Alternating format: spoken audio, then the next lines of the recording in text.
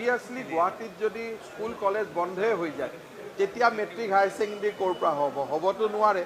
গতিকে যদি পৰিৱেশটো 2 তাৰিখলৈকে ইম্প্ৰুভ নহয় তেতিয়ালৈকে মেট্ৰিক হায়াৰ ছেকেণ্ডেৰী আমি বাতিল কৰিব লাগিব।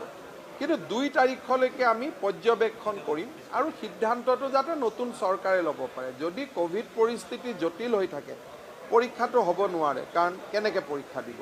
কিন্তু যদি 2 তাৰিখলৈকে আমি ইম্প্ৰুভ কৰোঁ, পৰিৱেশ ভাল হয়, তেতিয়া পৰীক্ষা কিয় নহ'ব। সেইকাৰণে ছাত্ৰ ছাত্ৰীসকলক মই ক'ম যে এইকেইদিন বহুত চিন্তা কৰি লাভ নাই, সিদ্ধান্তটো 2 তাৰিখে হ'ব।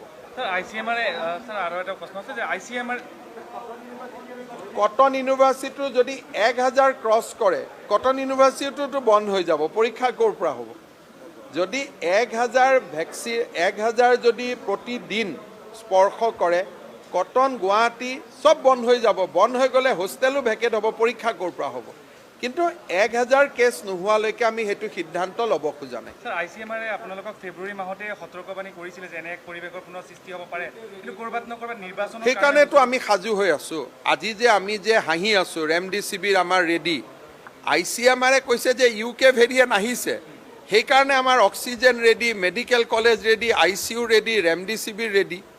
আমাৰতো অসমত কোনো এনেকুৱা নাই যে আমাৰ হাতত 12,000 ৰেমডিচিভিৰ আছে। আমি ICMRৰ পৰা পোৱা কাৰণেই নিজক সাজু কৰি ৰাখিছিলোঁ। আজি আমি যে অসম যে চব ফালৰ পৰা ৰেডি হৈ আছে, সেইটো কাৰণে ৰেডি হৈ আছিলোঁ যে কেতিয়াবা কোভিড বাঢ়িলে আমি কি কৰিম। এই প্লেনিংবোৰতো একদিনত হোৱা নহয়, আজি 1 মাহৰ পৰা আমি চিন্তা চৰ্চা কৰি আছিলোঁ।